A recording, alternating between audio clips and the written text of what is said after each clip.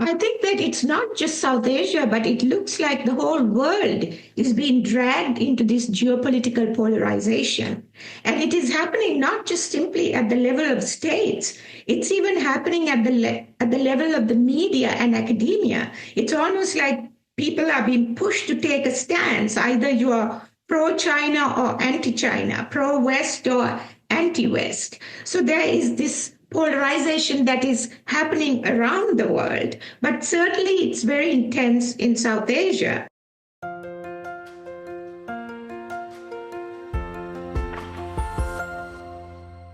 Hello everybody, this is Pascal from Neutrality Studies, and today I'm talking to Dr. Asoka Bandarage. Dr. Bandarage is a Sri Lankan political scientist and the author of the book Crisis in Sri Lanka and the World, in which she analyzes colonial and neoliberal origins of her country's economic and political problems. She also makes the argument that the same mechanisms keep much of the developing world in a state of poverty and constant internal struggle. I talked to Dr. Bandarage nearly 2 years ago about her book, and today we want to do an update on what has been happening in and around South Asia and the uncertain promises of the new multipolar world for small states. Dr. Bandarage, welcome back. Thank you so much for having me again. Really appreciate it. Thank you very much for coming online again. And you wrote an article recently that you sent to me and that I published on my Substack about how the world looks for smaller states around the large giants of India and China, and that while the multipolar world and BRICS has a lot of promises, especially the experience of Sri Lanka says that, we need to be a bit careful. I mean, it's not all rosy and lovey-dovey. Can you maybe explain a little bit what you've laid out there? Yes, I think that on the part of some progressives, both in the West and in the so-called global South, there's a lot of optimism about the rise of BRICS and a multipolar world. There's no question that a new international order is needed as the US and the West are losing their dominance in the world. And BRICS was established to, bring that multipolarity and diversity to economics as well as political structures. But when you really look at what's happening, you find that the BRICS countries are also following the same model, the same economic model to begin with, of competitive capitalist growth, technological dominance, surveillance, leading to great inequalities in their countries, as well as economic destruction.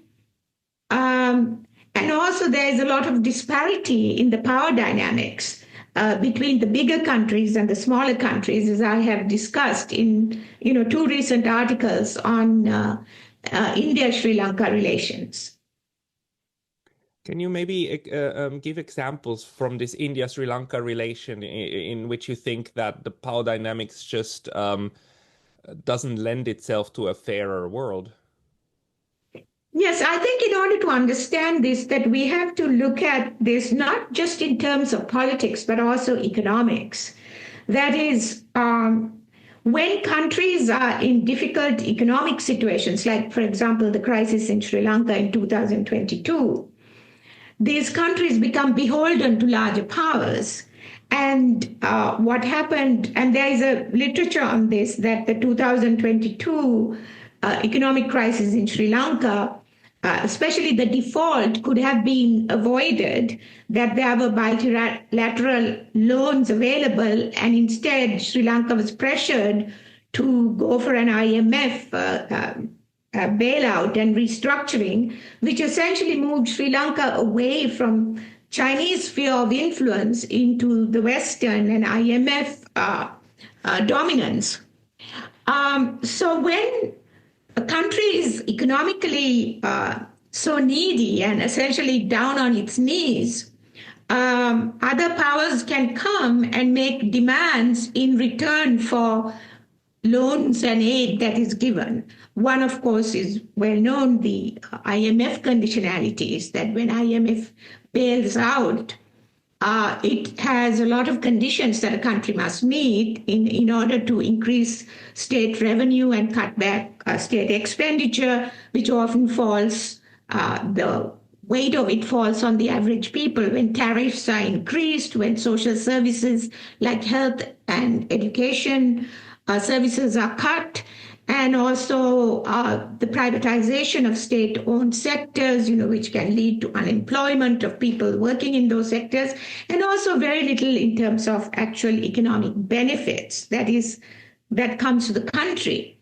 This has happened not just with the IMF, but also with India, because India gave something like a 4 billion bailout package, which includes currency, trade swaps and loans and a bailout package, and that allowed Sri Lanka to buy essential commodities that it was lacking at that time, essentially from India. And also it led to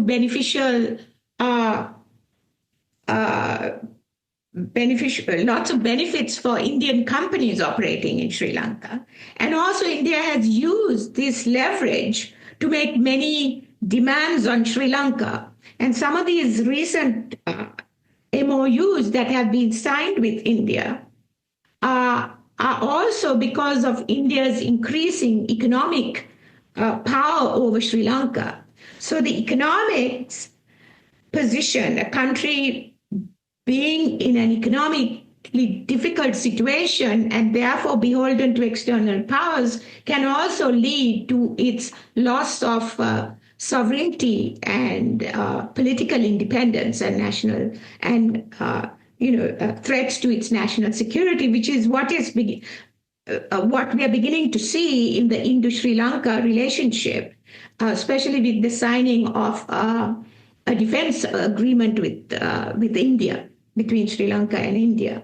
Right. If I remember your argument correctly, you're saying that this defense agreement, aside from the defense MOU, besides from not exactly knowing what was agreed, Yes. also comes with a higher risk of there actually having clauses that somehow concern the alliance I mean, the military cooperation with the United States that India has going on inside the quadrilateral format. And you're very worried about Sri Lanka being drawn out of economic necessity into a military framework that might not at all be beneficial to the island.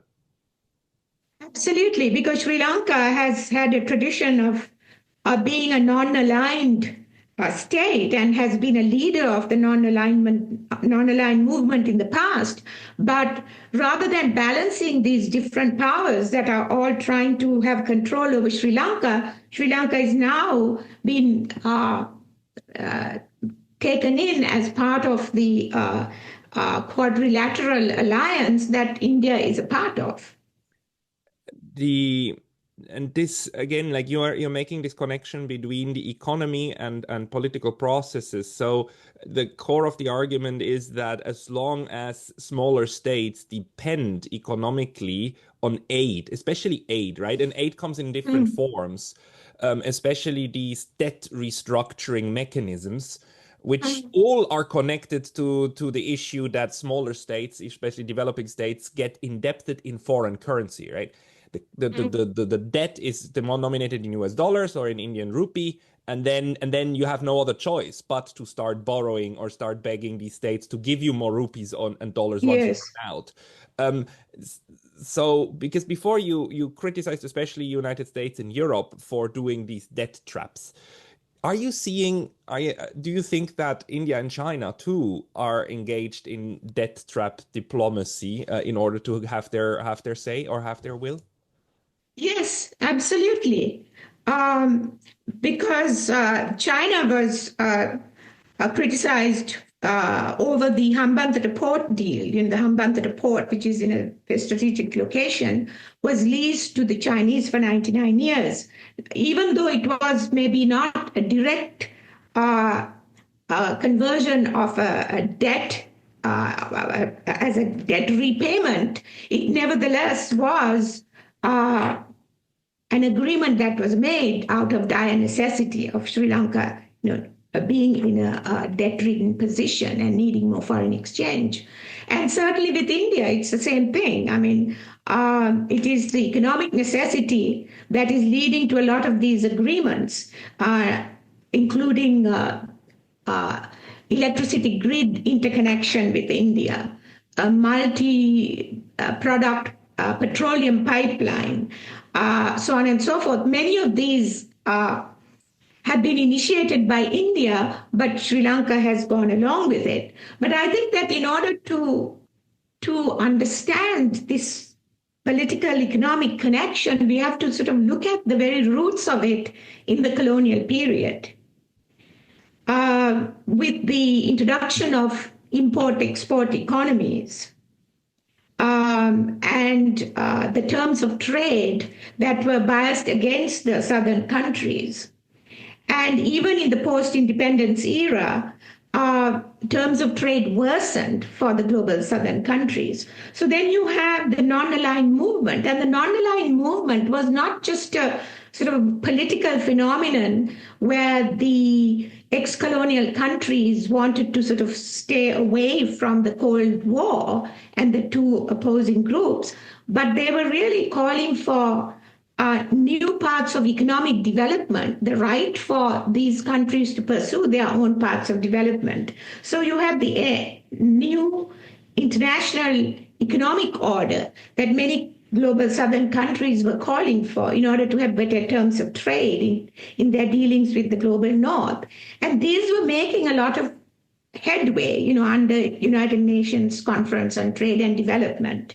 Then some of these countries were nationalizing plantations and foreign-owned businesses, like, for example, the Suez Canal in Egypt, import substitution programs, and various other attempts were made for these countries to become economically self-sufficient and move away from the economic dependence. But then what happened was there was a backlash against this. The non-aligned movement and its attempts for both political and economic autonomy and collective struggle were moving forward from the 1960s to the end of the 70s or so. And then you have neoliberalism, which was introduced, and many of these, and there was a sort of sabotage of those earlier decolonization efforts.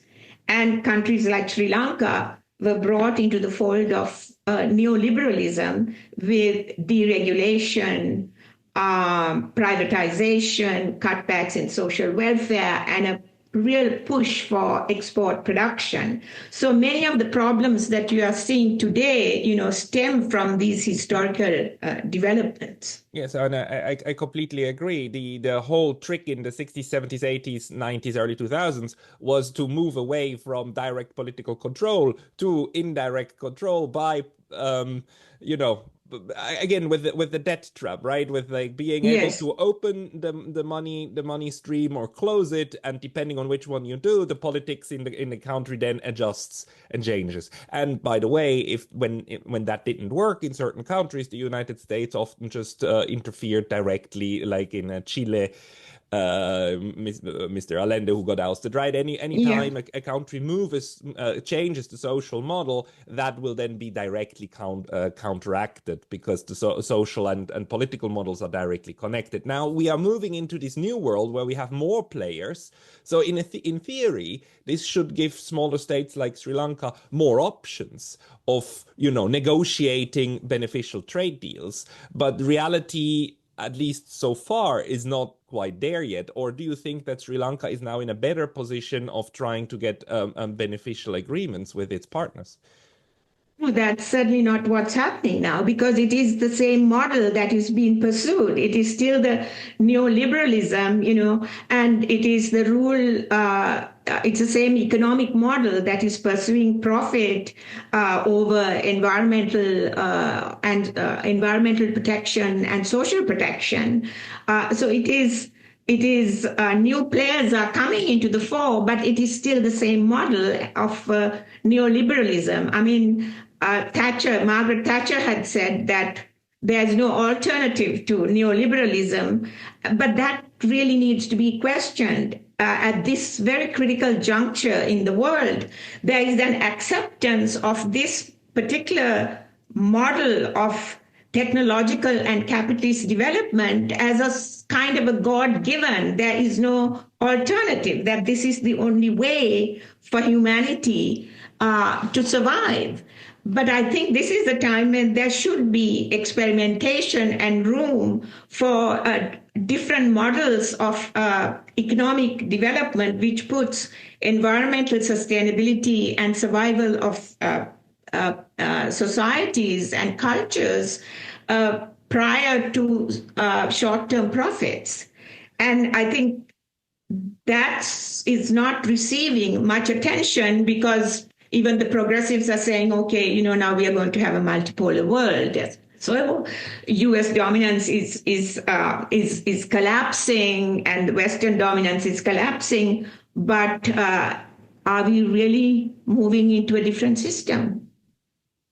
I Yeah. I see that too. It's quite interesting. We have states that now in this multipolar world have different internal economic logics. A Chinese expert once pointed out that China is a market economy, but not a capitalist state, because capital doesn't hold political power within China. The political elite holds political power, and then even sometimes destroys industries and thriving sectors, or cracks down on them if they decide that this is societally unopportune, or something you don't want to have. An example would be how the Chinese state cracked down on the gaming industry, or cracked down on certain business leaders like Jack Ma, right? So Ma has had all the money, but he didn't have the power. Now, within the international system, it seems that it is still, as you say, firmly rooted in capitalism. The states with the capital are the ones who make loans to the states without capital, and then in return get things like ports and access and trade deals, right? And this is probably here to stay also in the BRICS world, you're saying. Yes, and even in the West, the state is working very closely with the billionaire elite. I mean, there is a convergence of the interests of the two. So it's not simply that there is a free market and the state is not. It doesn't interfere in. That's really not the case. In both cases, the political and economic power structures are working together.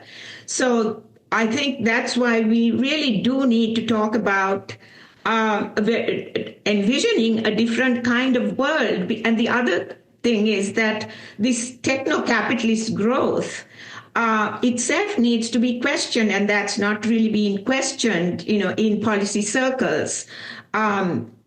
The biotechnology, the AI, essentially the genetic manipulation of life, and the dominance of artificial intelligence. What is that doing to humanity and our position as a species in nature? Is there really a future for humanity and life on Earth in pursuing this unregulated, unbridled technological and market growth?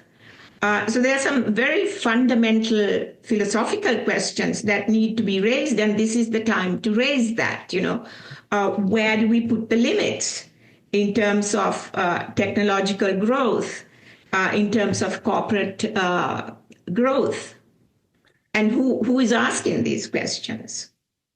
It's a very fair point. The other problem then is that who would have the power to actually, change the system? The problem is the system keeps itself alive. That's why it is a system in the first place. But let me maybe ask you about what's happening around South Asia, actually, because we have seen a lot of political changes, right?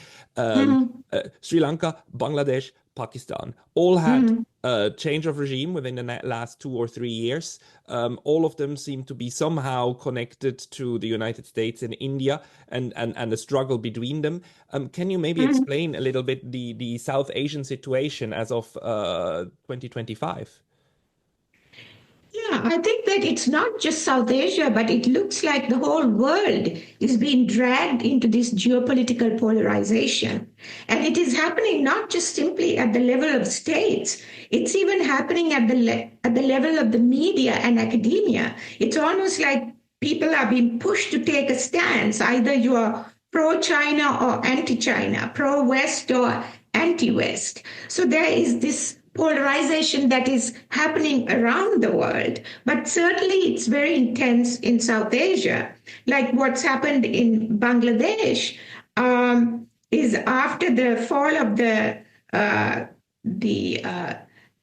the last regime, Sheikh Hasina regime, there was a lot of discontent, especially over the electricity grid connection with India. And the new government has been seeking support from China, and so has Myanmar. So that is also why perhaps India is looking to have greater control of Sri Lanka, because there is a sort of a division that is happening of countries that are pro China and countries that are pro West plus India. So that polarization is really inimical to the peace in the region, because it's also leading to militarization of the Indian Ocean. Uh, I just read that a Pakistani ship was stopped by entering Sri Lankan waters. I don't have all the details. I just saw the headlines because India did not like it. So, this is really uh, intensifying this polarization and the buildup of the new Cold War.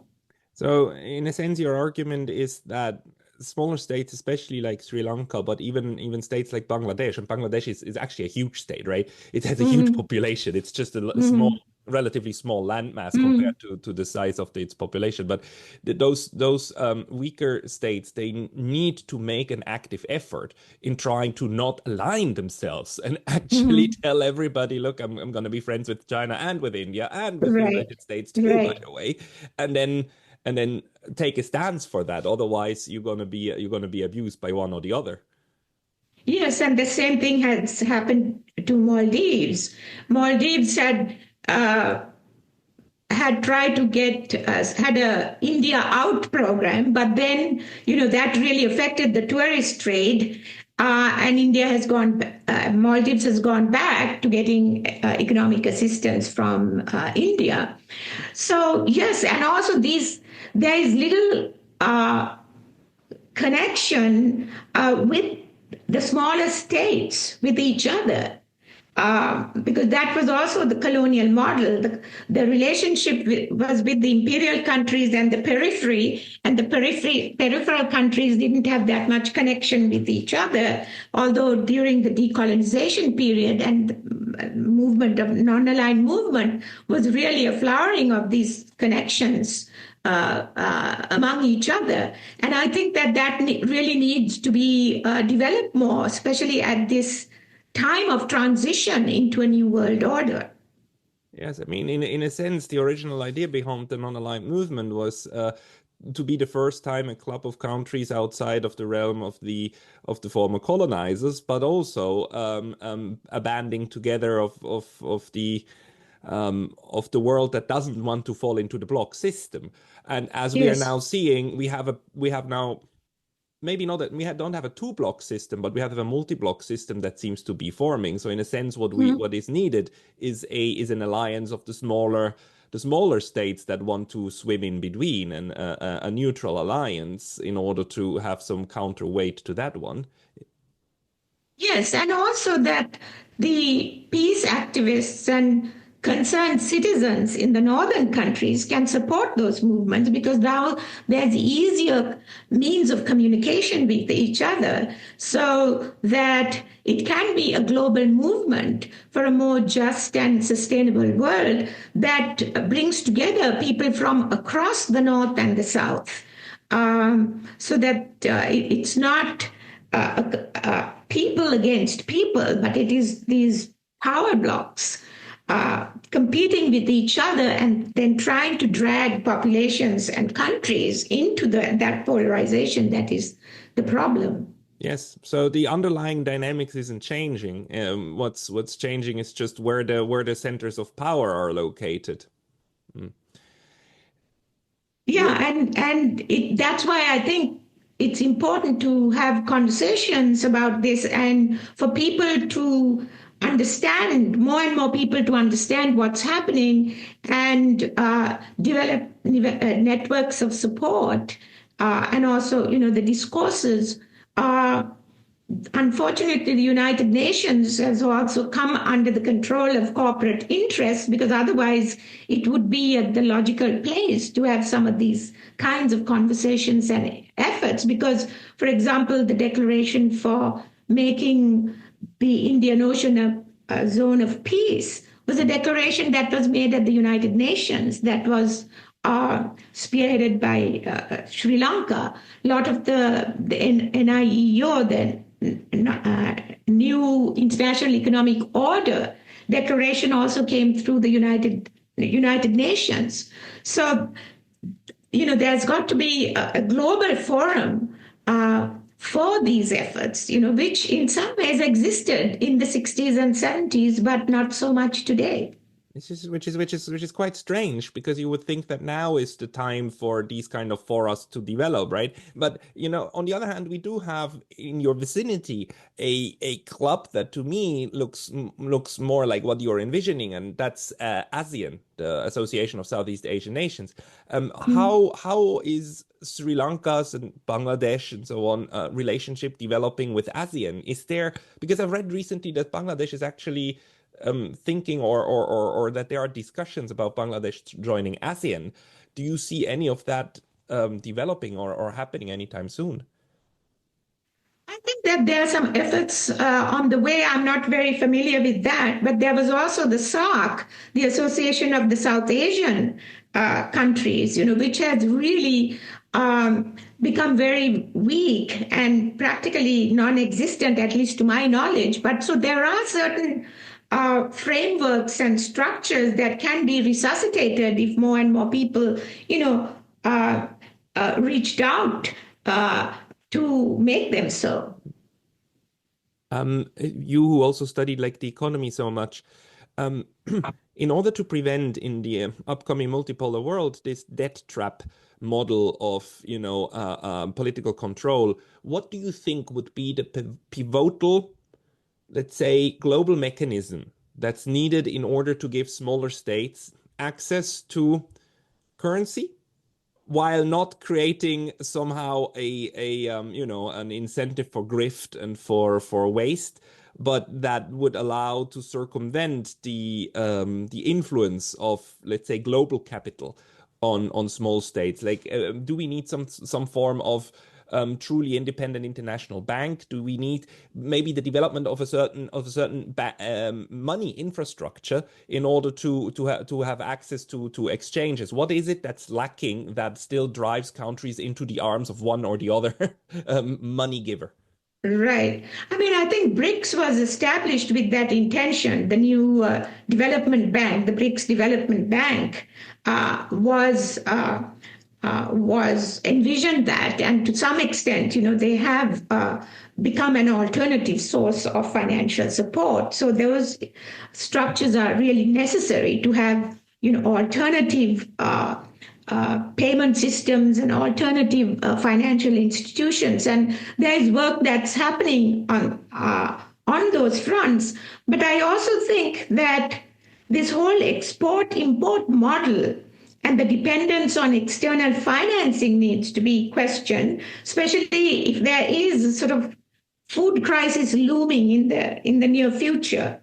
the necessity for food sovereignty or food self-sufficiency in countries where that's possible. And I think most countries are able to provide for themselves, but they're being pushed into this export model, export import model. For example, in the integrated country strategy for Sri Lanka that was written up by the United States, there is a deliberate effort to avoid import substitution and to promote export production. That's the case, the IMF, World Bank, and all the sort of dominance institutions have always pushed for that. Which is really just a way for richer countries to tell poorer countries, you cannot have more expensive labor costs. Your labor needs to be as cheap as possible because we want the goods from you, created by you, and import them as cheaply as possible. And now we've reached the point where the top dog even complains about this not being fair. Yes, Because it yes, creates a trade imbalance, which is like, it's baked into the system. You're getting more out of what you put in, but then I mean, this is just how lunatic the situation is. But a core issue here is, of course, that each country has their own currency, and each country's company wants to be paid, and somehow in that currency, but needs also access to other currencies in order to pay for the labor in other countries, and that creates a lot of problems with the exchange rate and with access to these currencies. Do you think that if we had a global universally accepted swap mechanism in order for currencies to be simply traded against each other, we have that to a certain degree, but not on a massive level, would that help? Yeah, I think it would help. But my own work and interest is not so much in terms of those mechanisms, but in terms of bioregionalism and food self-sufficiency and those things which have to complement, having those financial changes in the global financial architecture, if you will, from having more banks and different modes of currency swaps and so on, to having local economies become more structured around their ecosystems and their environments and local traditions and cultures, because that's ultimately the way to go. Because you can see even during the COVID crisis and then the Ukraine crisis and the supply chain problems, how vulnerable the import-export dependence is people's livelihoods. So that where it's possible, like a country like Sri Lanka with all these resources, it can become more self-sufficient, which is not to say that it should be an autarkic system which without any kind of connections to the larger world. But of course, that calls for changes in values, changes in the fundamental economic model, where the emphasis is not so much on export growth and profit alone, but also self-sufficiency and people's livelihoods. That's another major thing, the creation of livelihoods, which is now really affected by AI, even in the global south.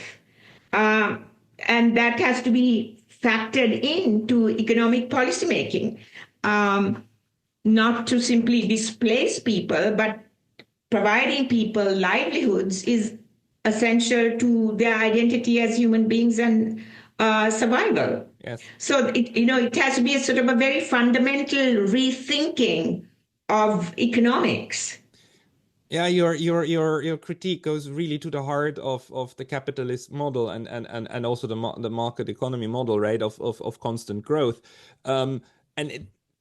the currently 2025, I would argue you're absolutely right. I mean, we are firmly, completely, totally still embedded in the economic model that we've come to call capitalism, that comes with all of its with all of the ups and downs, and the model of BRICS and the multipolar world is still a globalized model. It's still based upon the idea of growth Yes. at any and every price. I actually I don't see any move toward changing that. I do think that even the BRIC states, China, Brazil, India, they are all actually pretty. They're happy with the fundamentals. They are not questioning the fundamentals. They're Mhm. questioning the mechanisms through which the fundamentals are then realized. And your argument is like for smaller states, right, like Sri Lanka, that's actually not a long-term winning strategy. Yes, I mean, even for the more powerful states, it may not be a long-term winning strategy to follow an unregulated, unbridled growth and technological and market growth over environmental protection and human protection. So it's a existential issue for humanity at large and life on the planet. It's not just for the southern countries, although they feel it more because they cannot compete at the same level in the existing system. We have some efforts at the UN level. Most importantly, of course, the tradition of the Millennium Development Goals, now the Sustainable Development Goals, the SDGs. Mhm. That was kind of a not a counter proposal, but a initiative to move toward this a different economic understanding of Mhm. what is desirable and what not. Do you think that's the SDG path is the way to pursue and should maybe be integrated into the BRICS model itself? Yes, I mean, that is certainly far more progressive than unregulated growth and neoliberalism because the SDG model, like some of the other UN based initiatives, were talking about the three P's: profit, people, and the planet. So, at least to bring in people and the planet, not just profit. So, that is definitely a step forward. So, even if we are talking about regulation of corporations and putting certain limits on growth, that is certainly, way more advanced than what we have today, which is a kind of a predatory form of capitalism. It's just a Hobbesian world where companies like the Adani's company and so on are just able to just go and grab resources and do whatever they want with very little accountability. But in addition to the SGDs and the UN type of effort, there are also more marginal efforts, but they sort of provides a lot of wisdom, like the transition movement based in Europe, where they are talking about renewable using renewable sources of energy, doing away with fossil fuels, community economics, participatory democracy, cultural protection, and some of those efforts, like the transition movement, has spread to many countries around the world, and there are groups, calling for more localization of economic development. So but they have not come to the mainstream.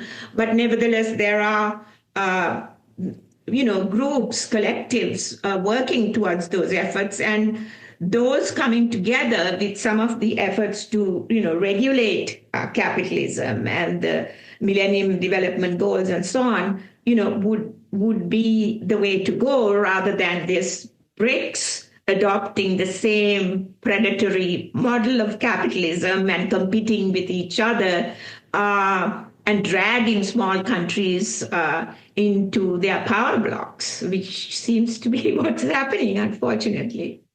I agree. I think that's what's happening. We're not changing the fundamental the DNA, the operating system. We're changing the setup of the computer a little bit, like adding additional software, but the operating system's the same.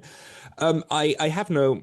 I wouldn't know how to go about that, but I think it's a very good question because the if the operating system doesn't change, then the outcome or the way that the system works cannot be expected to have any fundamental new features, right? Do you see, maybe a last question, where would you go to look for in order to have this global debate? you already mentioned the United Nations, but we know that the United Nations is also A, very, very slow, and B, very, very politically blocked. So what are the best places to have this new discussion about what a good social setup is? We haven't had that since the collapse of the Soviet Union, right? Since the collapse of the capitalist, the communist model, we haven't fundamentally questioned the economic setup.